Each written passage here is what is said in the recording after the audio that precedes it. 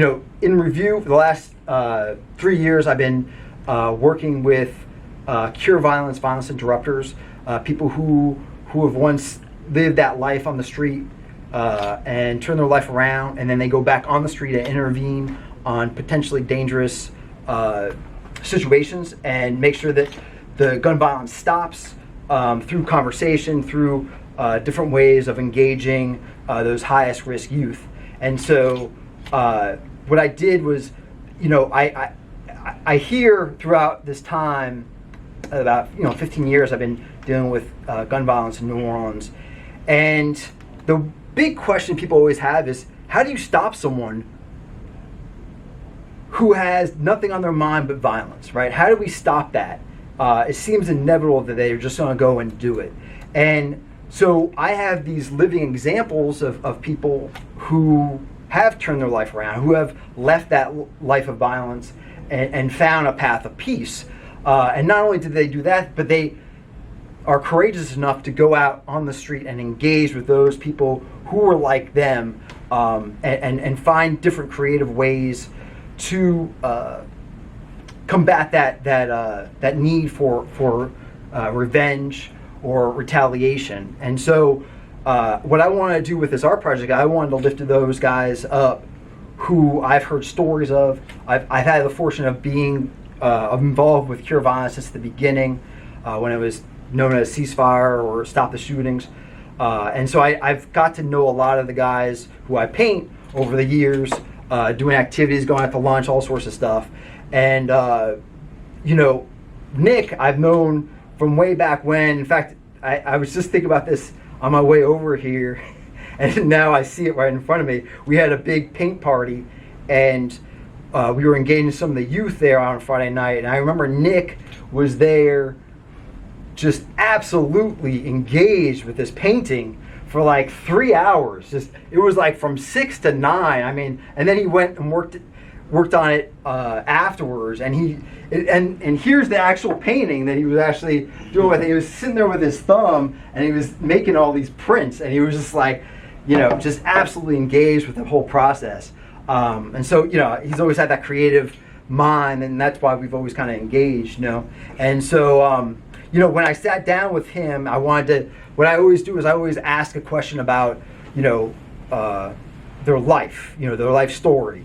And after I find out their life, I recommend a book, a great book. And the meaning of that book is to elevate their world picture, or see their life through a higher mountain of importance, so that they can see their life in a different light. And then we kind of synthesize the light, the life, and the book, and create a picture that depicts their meaning in life, right? And so with Nick, as we were sitting down and talking, and we met here in Central City, and that's where Nick was born and raised, right there in around the site where Cure Violence was, and we started talking about his past, and we really started focusing on his work now. And he started engaging in this story about, times that he really helped the community. And he brought up this one particular story, and I'm going to change the name for purposes. But he was saying how, years ago, there was a shooting that this young man, Money, was shot several times. In fact, I think about a dozen or 15 times he was shot.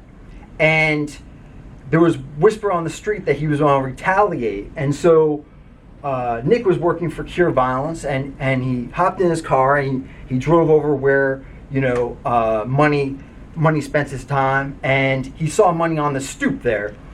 And he started engaging Money and started asking him questions, and just seeing where he was at, and he got Money to tell him, look, he was going to retaliate, and Nick was saying, he said something so poignant, so brilliant, yet so simple. And this is why I have so much faith in dialogue as a way to intervene on violence, right? This speech has great power to even turn the minds and lives of those who are at highest risk of doing violence. And as Money kind of talked about going back and retaliating, Nick said, hold up. What you just told me is illogical, irrational, it's wrong, and it's only get you locked up. And he started going through the logic of Money's mind, and he was saying, look, we all know that there's a lot of murders that happen out there that don't get solved in New Orleans. There's a lot of stuff that gets swept under the rug. But if you get shot and you go after the guy who shoots you, even the dumbest detective is on no, you're the prime suspect. They're going to be knocking on your mama's door before you even get back from the act, right? They're going to know all about your deeds before it's done because you're the prime suspect. It doesn't take much maneuvering or thinking to see that you're the one who probably did this.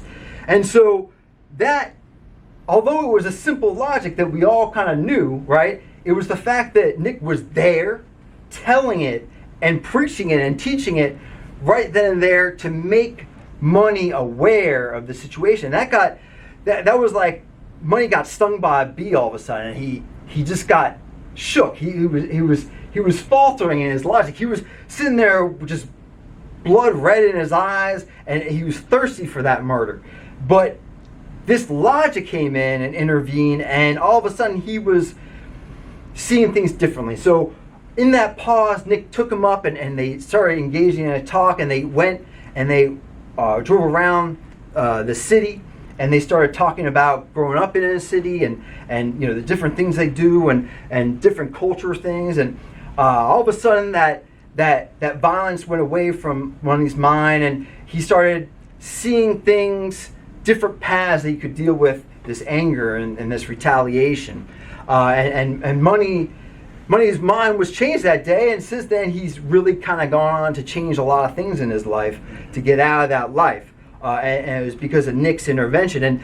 And like I said, this story encapsulates why I have so much faith in intervention as a way of stopping gun violence, because it was the right person at the right time saying just a very simple, logical thing that struck that young man and was able to get him off that path of violence towards that path of peace.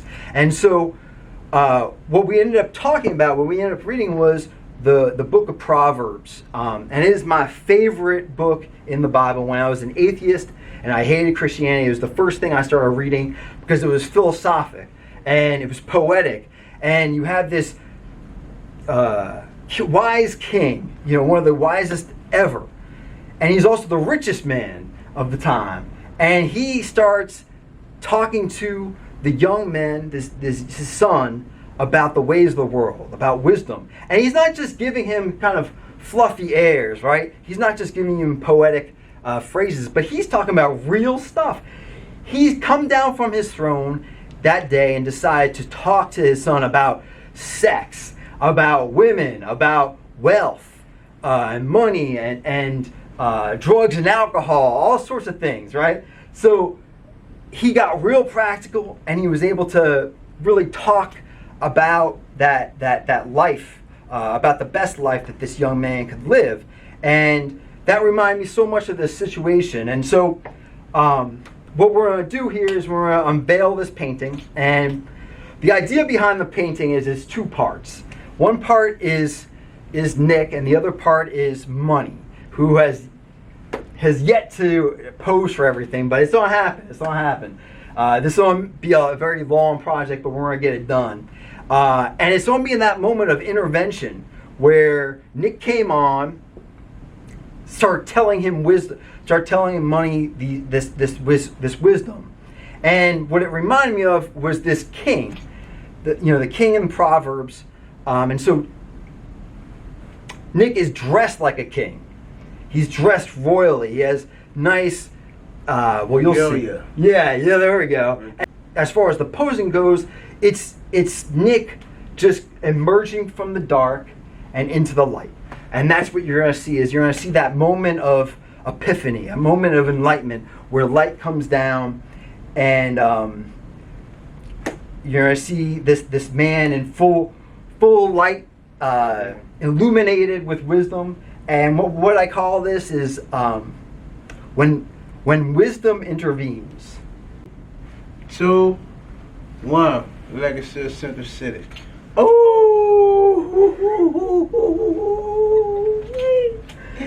damn, Charles. Man, brother, man from the motherland. Good God Almighty. Man, brother, you outdone yourself, brother. Can I shake your hand?